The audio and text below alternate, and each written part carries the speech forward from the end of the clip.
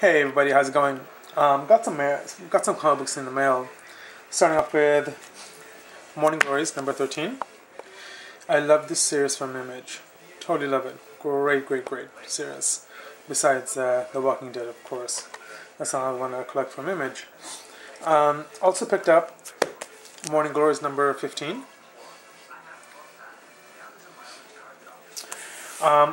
Another issue I'm now officially starting to collect, I'm in a series that I'm officially collecting now, is Witchblade, number 150. Now this is a jump on issue, so I'm really excited about it. I always wanted to collect this series, but they were so far into it, I thought I would never understand what's going on. So I was at the website of Image, and they said, this is a perfect jump on issue. It's a new beginning of this series, of this storyline, a whole new beginning. So I went and grabbed it. They were right. What happens is this one is pretty much Eternal Affairs. One of the guys tells you, hey, you have a choice. If you want to be a cop, you have to give up Witchblade. Don't want to be a cop, keep Witchblade. So of course she thinks about it and goes to this theater, and of course Witchblade forms into this female character and shows her that this is how important you are. If you give up Witchblade, none of the other characters would have ever been created, like Darkness and the other ones that follows. So by her keeping it, Darkness and everybody else exists. So she went and of course kept it, and she went back to the force, wrote a letter and said, I quit. And of course that was it. So a great jump on issue. Art's beautiful. I totally understood what was going on and where the direction is now headed. So yeah, it was a really good jump on issue. If anybody is wanting to collect Witchblade, I strongly recommend. It's a really good jump on issue. And I also picked up the variant edition, or one of his variant edition. But anyway, I picked up both covers. This is a beautiful cover right here, and I picked up this cover right here. Also picked up 151, and this one it takes off where, now that she's a private investigator, gets a phone call at night, goes to a bar, gets in a fight with one of her kind, and who wants Witchblade, and of course she fries her.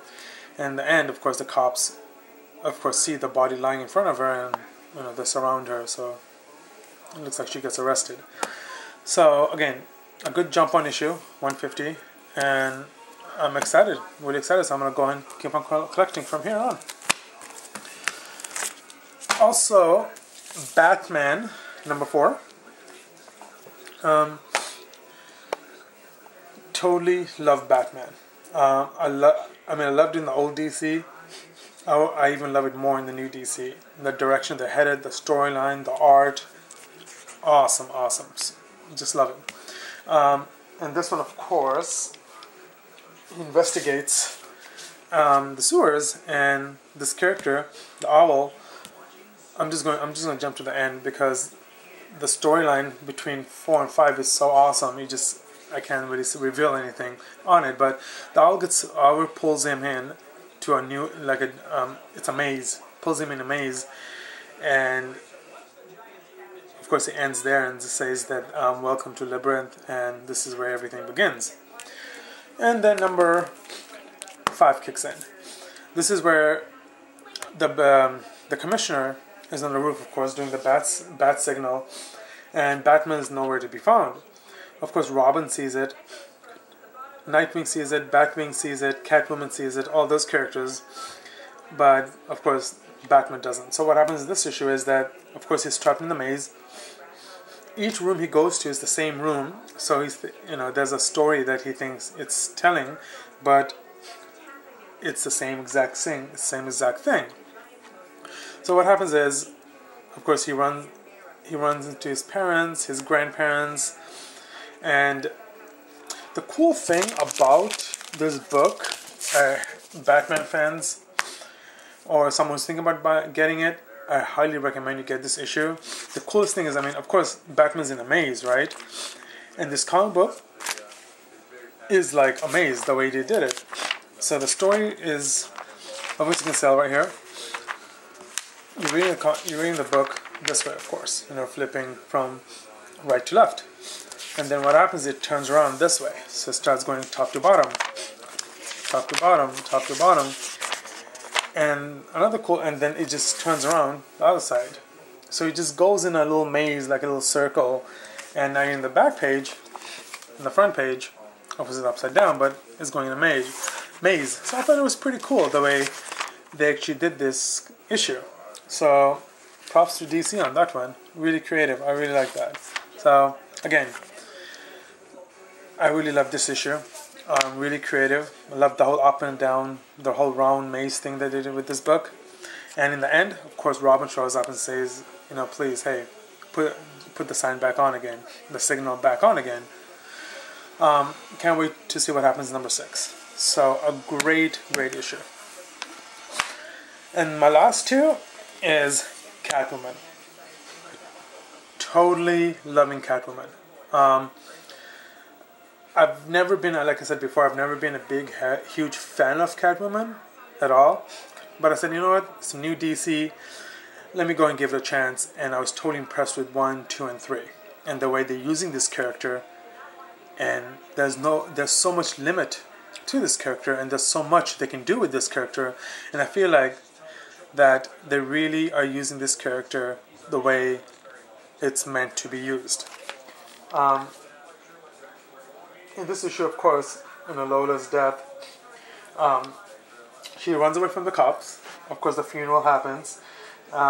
She tells about how she met Lola when she was 16, and from there on, you know, raised her and helped her and taught her everything. And she meets a new character. Her name is Reach. Her power source, I guess, is Electro because of her hands. And pretty much they go at it, and she pretty much kicks Catwoman's ass in this first round of it. Then Catwoman number 5. In this issue, pretty much the fight continues, and as Reach shoots her up towards the sky with her electro power, she falls into this construction site, and the fight continues there. And pretty much when you're thinking that Catwoman is going to give up, you know, which she never does, she beats the bloody pulp out of her. So pretty much Catwoman wins and, you know, ends the fight. And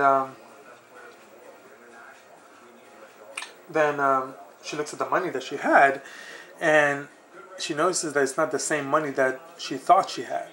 And one of the detectives wants to know what was going on, and of course the captain says, you know what, no, you're off this case, I don't want you on this case. And it's the money that was stolen from an armored car, and all the money is marked. So pretty much when she spends it, she'll be caught.